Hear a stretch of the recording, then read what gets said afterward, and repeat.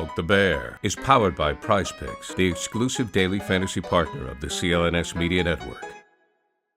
And welcome into Poke the Bear, episode 212, presented by CLNS Media and sponsored by our good friends over at Prize Picks and Factor Meals. My name is Conor Ryan, and once again, we are joined by 98.5 The Sports Hub's Ty Anderson. Ty, what's going on? What's up, man? How we doing? I'm doing well, Ty. Now that the deadline has officially passed, it's been a week now. I can actually get some regular sleep, back up to like 7-8 hours. We're not worrying about like Kevin Weeks coming in hot, sending out like a tweet at 3 a.m. or anything like that. We have this kind of little bit of buffer, right, between like the playoffs where all hell breaks loose and you're like feel like you're locked in 24/7 to now where we're just easing our way into it. We already kind of know what to expect from this team. Let's just move ahead to April. I don't know if you're on the same wavelength. Yeah, no, I think so. I mean, you're at the point now where you're looking at it and now you're saying just stay healthy, avoid anything catastrophic between now and game one, because you want to see, everyone here is committed, right? That you've seen 67, 68 games and you want to see the best possible version of the product you're going to watch. So from here on out, it's like, yeah, just stay healthy, have some entertaining games, and then go from there. Like, just don't give me 16 or 15 more of the Montreal game. That's all I ask. Give me something a bit more juice than that. Yeah, I believe Jim Montgomery said after the game it wasn't a Picasso, and he was right. Not a whole lot happened in that game. I feel like it was like watching Maestro, one of these really boring Best Picture ones that got nominated. It's like nothing's happening in these movies for about 2 hours. That's how it felt for most of this game. Bruins end up winning 2-1. Jake DeBrusk gets the overtime goal. Danton Heinen continues to obliterate the Habs. What's it now? 4 goals for him so far this season against Montreal. So we'll talk a little bit about DeBrusk a little bit later on in the show. But two guys, one guy makes his debut, and Andrew Peeke on the third pairing with Parker Weatherspoon. Wasn't flashy, but I think when you look at what the Bruins are hoping to get out of him, what he projects as, maybe his ideal, player in the NHL. I think you have to be encouraged by a guy who it's almost like an offensive lineman. He's almost like an offensive god, right? Like if you don't see him that much on the tape, that's good. You'll take that. Yeah, and especially when you look at sort of who he's replacing. If we're being completely sincere about why he's here to eat the minutes that Derek Forbort couldn't eat. And you look at the way that you noticed Forbort every game for the wrong reasons, and hey, you give him credit for trying to fight through the injuries, but it was painfully apparent that he didn't have it this year. And it was painfully apparent because it ended up in the back of your net at a higher clip than anybody else on your team since his return to the action. So that's where you look at it and say, that's great. You didn't notice him. I think that when it comes to guys in their first games with a new team and a new system, a new structure, they are playing to not be noticed. I think that's typically how it goes. You don't want to be noticed for the wrong reasons. Listen, if you're Dmitry Orlov and you come in and you score the lights out, hey, go for it. But that's not Peake's game, as we know. And so to have that kind of game, a steady game, couple of blocks, I think a couple of hits as well, that's solid. And I think he'll take that because that's what his role is going to be here. They have guys who can carry the puck, transport the puck, and make plays happen. For him, it's going to be about shutting it down at the other end. And I think he did his job. Yeah, and I think you look at, I know hockey stat cards that gets dropped after every single game, and I feel like it's an automatic retweet from a lot of people in terms of just as a quick kind of glance before you dive into the numbers as to how guys were. Andrew Peeke was number one. And again, 17 minutes of ice time. Only played, I think like 45 seconds on the PK, but started adding him to it there. 1 hit, 2 blocks. Again, mostly played with Parker Weatherspoon in their 14 minutes of ice time. Bruins had an 18-8 edge in shot attempts, which is encouraging for a group that is not going to get a lot of ozone time, I would imagine, if they kind of stick with those two guys together. But I think, yeah, it's an encouraging performance from a guy like Peeke, who, again, I think it's all about setting the reasonable expectations. There's Bruins fans who probably think, all right, this guy is going to be in this system. And, we've seen how many times, Ty, have we seen players jump into the Bruins system and they elevate their game to another level. And it's not to say that all of a sudden, this guy is, his underlying numbers weren't like you could look at and be like, this guy could be a transition god if he's in this right system. Like, no, but like if he can be a very dependable meat and potatoes third pairing guy that gives you 16 to 18 minutes a night, kills some penalties, has a game in the playoff where he eats up like 6 blocks, and that's his kind of standout game, hell, you will take that for what you need in this playoff run, because Bruins are going to have a lot of very stressful games, depending on how far they go, defending their end of the ice in critical moments. And a guy like Peak, who's 6'3", has a knack for, delivering hits, blocking pucks. Those are those are the times of the year when those guys really do come in handy. Yeah, absolutely. And the other part of that is like the identity of this team. They want it to be blocking shots and clearing the front of the net. And if he can do that and help out in that regard, and that you're not overtaxing Brandon Carlo and Hampus Lindholm, and Lindholm, averaging half a point per game in the new year. He's been really good for you. You want to get him out of the constant D zone minutes, as good as he's been. And so I think for the Bruins, like, this is a guy who's going to alleviate some of the pressure that you put on your top guys. Right. Mm-hmm. And I think with Peak too, like, I like the idea of, like, you get him in now and you figure out what he can do, and then you kind of adjust on the fly from there. I know he has 2 more years after this, but you got some wiggle room here a little bit. Like, do you want to try with Mason Lowry? Do you want to try him, with last night again, Wotherspoon? Do you want to get a look at maybe Lindholm and Peak? Like, you have options now that you didn't prior. He's just a bit more, I don't know if trustworthy is the right word, because Kevin Shattenkirk has done a lot of things good in this league over time. He's won a Stanley Cup, but at this point in his career, perhaps Peak gives you more options and dependability, and when it comes to deployment and usage versus a Shattenkirk. Yeah, absolutely. And I think looking at another guy who did not make his debut, but it's been a while since he's been back in the lineup, Johnny Beecher, hasn't played for the Bruins since January 20th, I believe, is when he was sent down to Providence. Yeah, it was Montreal, before the Montreal game. Yeah, so yeah. Right. So back up there, stepped in for Kevin Shattenkirk was 6, so Brazeau bumps up. Johnny Beecher's back on the 4th line, and was, I think, as advertised in terms of, I think, what we know what his strengths are, but I think showed a little bit more than just that, right? Like, he wins 8 of 11 faceoffs. We know how much it's been missed further down the lineup in terms of having a guy that can win those D zone draws, can start, puck possession in these critical moments of games. But I think it was even Mark Divers said it before the game even started, like, the Bruins know that he's going to probably win his fair share of faceoffs, but if he wants to stick up here, he needs to deliver hits, be aggressive on the forecheck, generate chances. And I thought he did that. He had a couple of heavy hits, had a couple of grade A looks, and the Bruins had a flow on edge and shots on goal when he was out there on the ice. And again, same thing as Peak, not a lot of ozone time. So if that's a guy that can be kind of a spark plug for your team, and I feel like he's the perfect mix of, like, the 2 different, like, identities the Bruins are trying to find on that 4th line. Like, he's one of the best skaters they have, can cause a lot of anxiety, but he also is a bigger body that if he's playing physical, he can really do some damage out there as well. Yeah, absolutely. And watching Beecher last night was watching a guy who has no interest in going back to the minors. And you want to see that, right? Like, you never want to see a guy get called back up and almost be resigned to the fact that he's going to go back down, right? Like, that felt like Beecher trying to say, hell no, I'm not going back down. Like, I'm staying up here, and figure out how you want to make that work, elsewhere.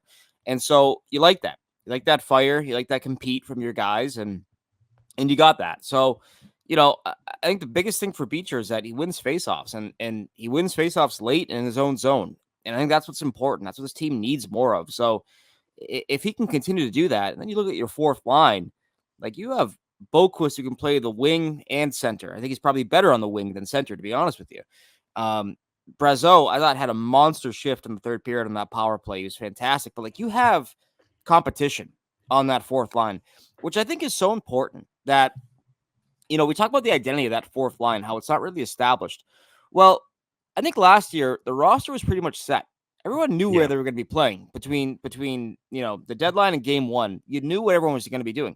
This is different. If you have competition, and let's say that competition elevates to the 3rd line as well, like, now you have a roster that's going to be pushing each other, and that might be better for you come game 1 versus everyone being comfortable and knowing where they were going to be come game 1 of the playoffs. Like, that might make a huge difference for this team as well. Yeah, you even look at, like, the fact that a guy like Brazeau steps up on that 3rd line, and he said had a couple of, like, takeover shifts. The dude was like a cinder block. Like, the guy was not budging anywhere around the net. Like, if he's a guy that can, like, step up if needed, if, like, Montgomery's trying to add more size and it's pushing a guy like, if it's JVR or Geeky or someone else like that, like, all of it does is adds more, competition. And it's something that I feel like it's every single year we get to training camp in September and Don Sweeney mentions internal competition, how much this team kind of feasts off of that. So it does give Montgomery options that over the course of whoever they play in a playoff series, whatever the tone needs to be, not just based on opponent, but based on the tenor of the series, right? Like how many times have we seen it where like the Bruins have been knocked around in a game and Bruce Cassidy would switch up his fourth line and they'd come out guns blazing the second game, right? Like we've seen that multiple times before. So if you have the option to have a fourth line that's very fast, can cause anxiety there, but also you can turn to, Brazeau or, Pat Maroon or what have you, like that does give you options for a part of your lineup that still isn't set, but you do have, different ways to kind of toggle how you want to approach that part of the roster. Yeah. And I'm not going to lie. This JVR thing is kind of interesting to me because I know it's an illness, but he's kind of been, I don't want to say lacking, but like he looks a little bit slower now than he did, in October, November. So I wonder if they're going to try to work in maybe some more rest days. Yeah. Some more maintenance days, if you will, to try to get him to be, closer to 100% for the playoffs. And, illness can make you slower. We all know, but he's a guy that I'm watching, I think, down the stretch to see where he fits in with this team. Yeah, absolutely. And before we go to break, another thing on the fourth line, are you concerned at all about Pat Maroon and that what Montgomery said? Because I really don't know how exactly to weigh it yet. I'm not really hitting the button for DEFCON 1, but it is, I think, something worth monitoring as we get down there. Because it's almost like you put in like a Mad Lib, right? Of like 35-year-old physical forward, back surgery, not skating. You put in all, it's like, all right, all doesn't sound like good words in terms of just how, what his status is and when the Bruins can expect him back out there. Yeah, I'm not too worried about it yet. And I don't think the Bruins are, because I think the Bruins said that when he arrived, like he was probably 3 weeks out, I think is what their estimation was, versus the 2 that the initial timeline had. So they kind of seemingly knew there was a setback or an adjustment coming in some fashion. You just want to get him in for some games, though. Like you don't want him to miss the entirety of the remaining regular season games, and you put him out there for a playoff game, and now the pick converts, and he's ineffective, by the way, and he's not going to play again for the rest of the playoffs. That's the worst case scenario for them. So I think you want to get him in there. You're going to have some games down the stretch, and I think what's interesting is I think those games are going to come against some teams that you may want to see him against. I think there's like a Florida game late in the year. There's a Carolina game late in the year. So you may want to see that. And so it's not worth panicking over yet, but talk to me in 2 weeks. And if he's still not skating, it's like, we're running out of time now. Now we're officially running out of time. So it's not totally worrisome, but it's something to watch, I would say.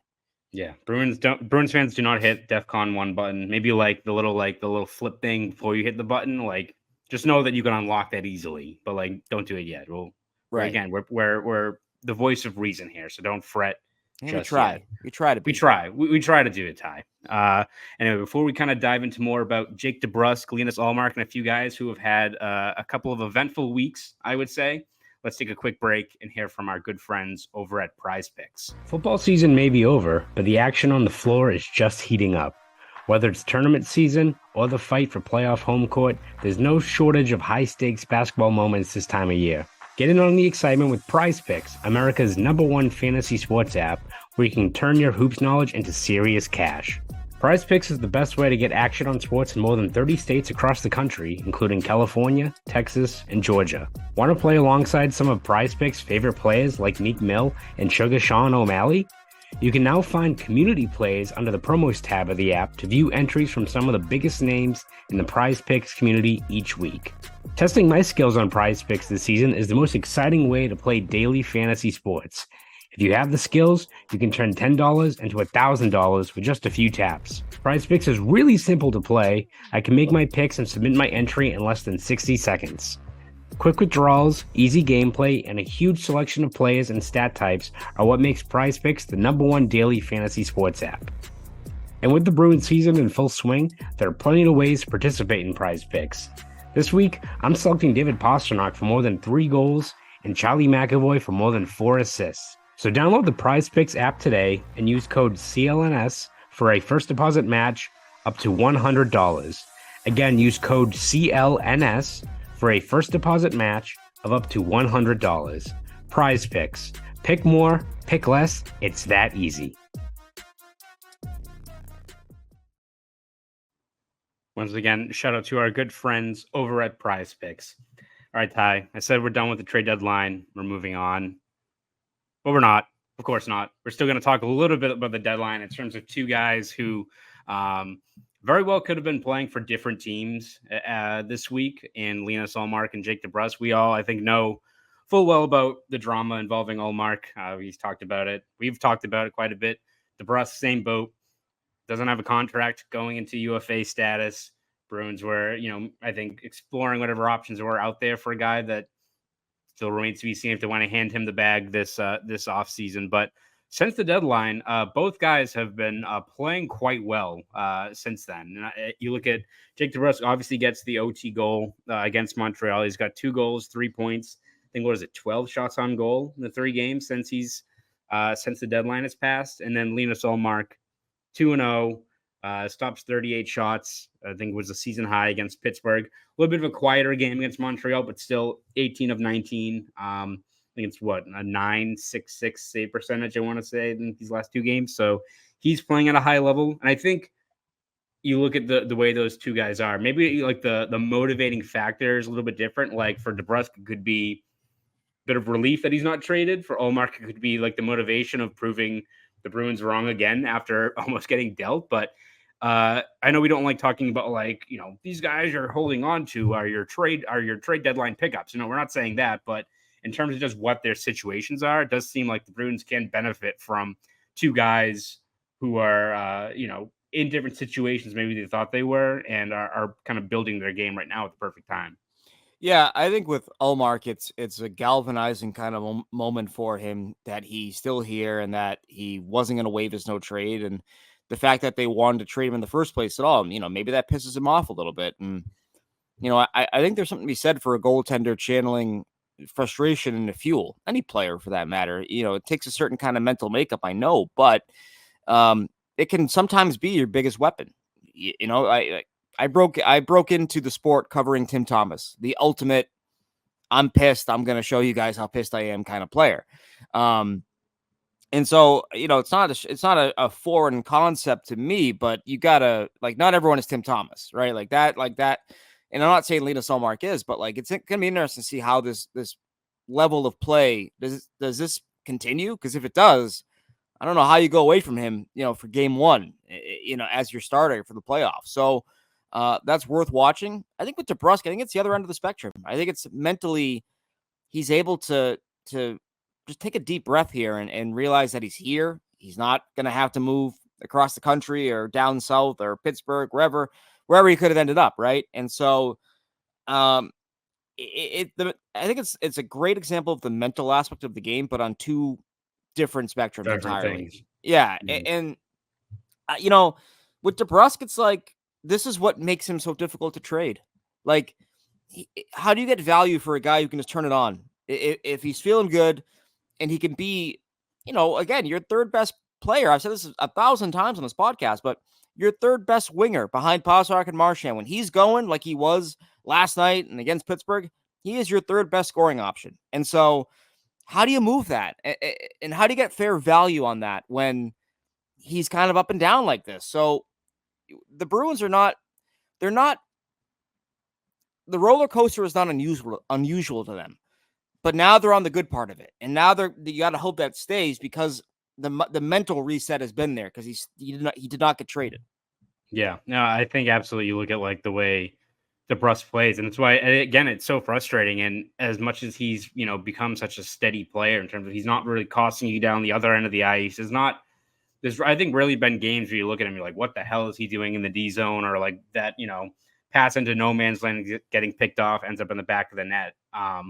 But it's why it's so frustrating that when he is channeling it down the other end of the ice, again, the whole team looks completely different. When you have that extra wave of support beyond the usual suspects like Marchand and Pastrnak, he makes impact every time he's out there on the ice. And I think you look at Ullmark, it's the same thing in terms of if he's motivated and, this is, who knows how many times he's been, faced a trade, how many times he's heard things. He even mentioned it last year at the draft that he is well aware that he was kind of on unsteady ground. And again, like, just because he's not traded now doesn't mean it's going to, it's going to not happen again in the offseason, right? Like, the writing is on the wall. If Jeremy Swayman signs a long-term extension here and it's for $7 million, $7.5 million, I can't see the Bruins moving forward next year being like, unless they win the cup with a goalie rotation, they're like, this is our cheat code to get back in. I can't see them allocating $12.5 million to the goaltender position. So for Ullmark, again, like, he has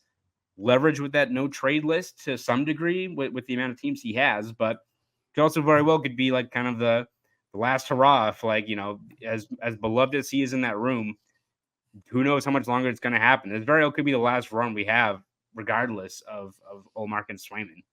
Yeah, it does feel that way. I mean, it really, I can't see a scenario in which that they keep both these guys unless Jeremy Swayman comes down on the reported asking price. And it's interesting because there's been two themes of the commentary from Jeremy Swayman. One, he's mad about arbitration. He's mad that he had to go to arbitration. Wait, really? Yeah, he's only said it 4 times now. And two, he loves Linus Ullmark.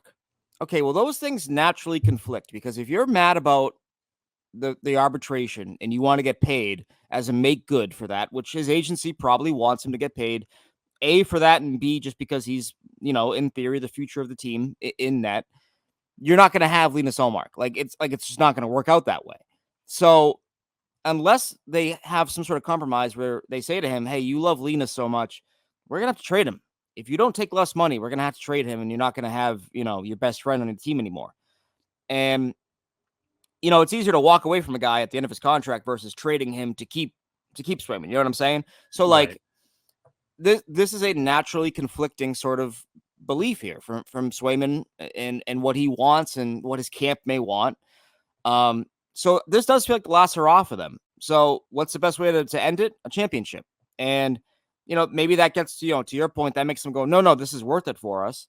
But at the same time, like how that motivates those guys is going to be really interesting, I think, for the goaltenders and for Jake DeBrusk, a guy who wants to be here, has said he loves being a Bruin.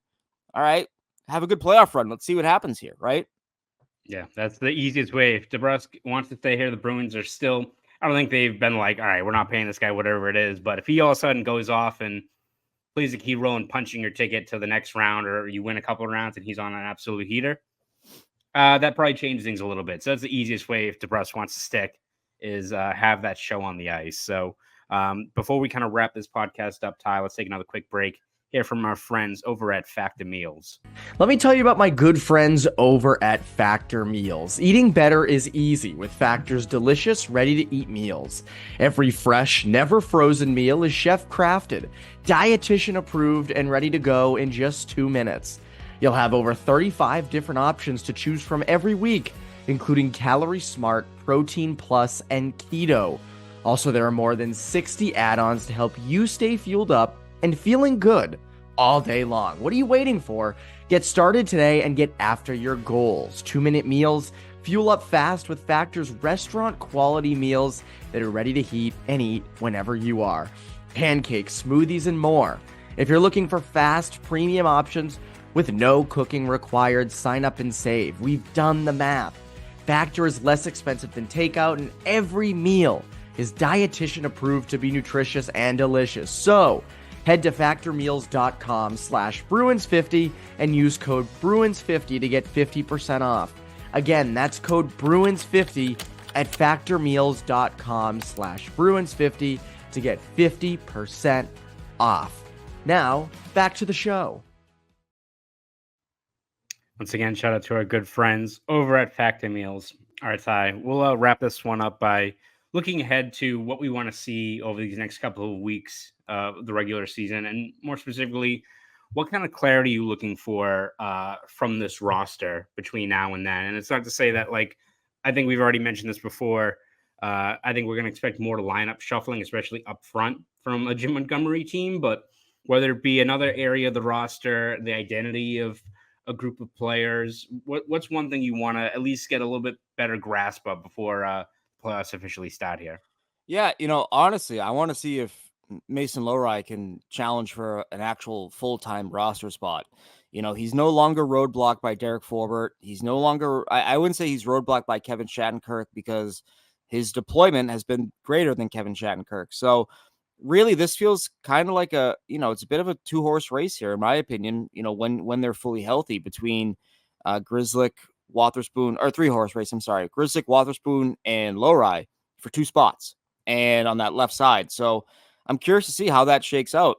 I think Lohrei has made some strides of late. I also think he's had some ugly shifts, some ugly games, but overall, I mean, he's in the thick of it, right? And if this is a bridge year, and this is a year where they want to give their younger players a shot, if Lohrei earns the opportunity to play in playoff games, I want to see that. So I want to see his push down the stretch here. I want to see if he can solidify his role, solidify his spot on this roster, and go from there. Because, as much as I like Matt Grzelcyk, and I think Parker Wotherspoon's been great, and I think Kevin Shattenkirk has been as advertised for what he's getting paid as a veteran status, all that. Like, this should be a scenario in which if Lohrei outworks those guys, he gets the nod, right? And so I want to see if that does happen for the Bruins, because, a 6'4" guy who can round out his game, a little bit better. I mean, that's big. That'd be a big addition to this team on the back end. Yeah, and it's like, how much of a great springboard would that be when you look at? So I feel like Bruins fans, regardless of how this year goes, unless they get swept in the first round or they lose, God forbid, like the Maple Leafs, that would be a bad way to end like this year. That I think has exceeded expectations. But in terms of getting that springboard for next season, when you already know you're going to have a bunch of cap space, you're going to have a chance to really aggressively retool this team with, potentially a couple new additions, maybe one of the big fish out there. But when you also look at the younger players on this roster, and, we've talked about Poitras, and yes, he's out for the year, but a guy who legit just turned 20, who already knows the expectations, the grind of the NHL, can go into next year with a clean slate and build off of, what he learned at just 20 years old. That's exciting. But also you look at a guy like Lohrei, who, again, 6'4" puck mover, so talented offensively, who's already gone through almost 50 plus games now of the NHL. And he comes off of a playoff run where hopefully he builds that into his game. Like, we saw it, again, different in terms of how they started off, but like McAvoy, he jumped into that Ottawa series. You saw right away, like, all right, this guy could be a building block. This guy, looked how good he performed under those bright lights. If Lohrei, I'm not saying this guy's going to all of a sudden have 6 points in a 7-game series, but if he has a game or two where he takes over, has a key goal, has a, just a really sound game offensively, and does his job down the other end of the ice, how much of a momentum lift would that be for this team going to next year, knowing you have a guy like Lohrei that's poised to take another huge step forward with all that experience already, under his belt? Oh, it'd be huge. And it may, it may lessen the sort of the need for you guys, for the Bruins to want to go out and say, okay, you guys got to spend $12 million on the back end on the left side right now between Noah Hannafin and somebody else you want to bring in. Like, you got to bring in somebody because the guys you have aren't ready. Like, to be able to jump timelines, as you put it, that can get you out of, the bridge, the rebuild, the retool, whatever you want to call it, right? Like, that can get you out of there faster than anything else. And I've mentioned this before, but David Krejci playing the minutes he played in 2007, 2008, set the stage for 2008, 2009, when he exploded for 70 points and had a great playoff on a busted hip, essentially. So, I think that's how you have to look at this if you're the Bruins. If a guy earns the role, if a younger player earns the role, a Beecher, a Lohrei, whatever, you gotta let them earn it, and you gotta let them play, because right now this roster, they need guys like that to emerge. Yeah, without a doubt. And I think for me, obviously the obvious one is how they handle the goalies. I think we're in the same boat, that I think you gotta keep the rotation going. See what it looks like after wasting everyone's time last season by deviating from the script. I don't imagine all of a sudden we're gonna have a stretch here where it's Ullmark getting 3 straight games or anything down like that. I think for me, one thing I want to see is just how some of these lines form an identity, not the guys who are on there in terms of the personnel, but like what other line's going to step up to be kind of your de facto shutdown line? Because unless maybe Beecher's out there on the 4th line, he can win draws. I don't know if a line with led by Boquist, Lauko, Brezzo. I don't know if that's what we've seen in the past, like your de facto line that's going to get 9% ozone starts and frees up other ice time. So like, where are those kind of shutdown minutes going to be allocated up front? Is it going to be the Coyle line, which means you're going to maybe negate some of their offensive firepower with guys like Marchand and DeBrusk? Is it going to be your third line with like a guy like Geeky and Frederick who takes some of those minutes? I feel like for years now, dating all the way back to Julian, to Cassidy, to last year when you had like Nosek leading the way, you have situations where, you've had that fourth line you could throw, feed to the dogs with those baptism by fire, ugly minutes, and you've held strong and you've allowed the rest of the lineup to benefit from it. I don't know where those minutes are going to be this year. And I think finding that identity of which line's going to take those minutes is going to be key down the stretch here. Yeah, I mean, they've tried it with other guys. Like that Vegas game, I think Geeky got a lot of them, and it didn't really work out. I think he was like 3 for 12, 3 for 13 on D-zone faceoffs. And so, Zacha, it's funny because Zacha has been one of your best, if not your best, defensive zone faceoff option. I think he's clicking at, I want to say 56%, something around there last I looked. Yeah.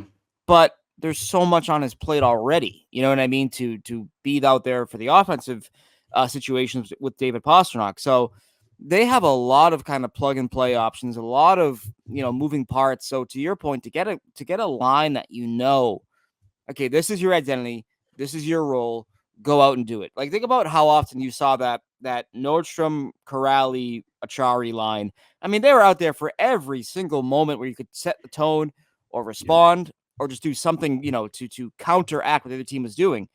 This fourth line, they're not at that level yet. They're not at that level yet, and they may not get to that level between now and game 82, but you got to give it a run. You got to give it some rope. You got to see what they can do, and maybe they can be annoying. I thought they were pretty good against not Pittsburgh, the other game before that. Whatever. Toronto.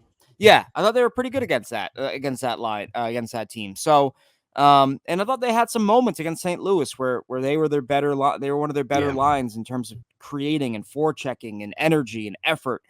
So I want to see more of that. And we talked about earlier, the competition of that line. Does that bring the best out of them? Like, you want to continue to see that. So that's a great point as well. Yeah. So obviously about a month, I think, left in the year. I know that the playoffs start a little bit later. So I think 16th, we've got about I believe, is the last 16th? game. 16th or 17th is game 82. Yeah. Yeah. It's so weird. Later on. Yeah. Why is that? How great it was last year when game 1 was the day of the marathon. It was awesome. Fantastic. It was like a full day. You had that. I think you had Ohtani pitching the Patriots Day game. And I think unfortunately it like rained, or I think he only went like 2 innings or something like that. But it was a great, like, just overall Boston day. The Bruins, of course, win that first game. Felt like it was going to be a nice little series there. But the fact that it's starting a little bit later also means it's going to carry in later. Again, we'll see how far the Bruins are going to be playing. I don't know if they're going to be playing into late June. I think game 7 of the Cup final. The last day is like the 21st, which is crazy because I think it was like June 12th was game 7 and 19. So again, getting ahead of ourselves, but of course, as is tradition. Yes, but about a month left of the regular season. Ty, as we all brace for the playoffs, where can we read your stuff, hear you on the airwaves, all that good stuff? You can find me on Twitter/X at @_Ty Anderson. You can also listen to me on 95 The Sports Hub. I'll do a segment here and there on the hockey show. I also do an hour a week on Zolak and Bertrand now. From now until the end of hockey season, and then also do my podcast with my pal Matt, the Sports Hub Underground. So you can catch that every week as well. How about you, my friend? Yes, you can read my stuff over at boston.com and the Globe, and you can also find me on Twitter, X, whatever it is, at Conor Ryan _93. So this was episode 212 of Poke the Bear, presented by Prize Picks and Factor Meals. I'm Conor Ryan. That's Ty Anderson. You fans have a great rest of your week.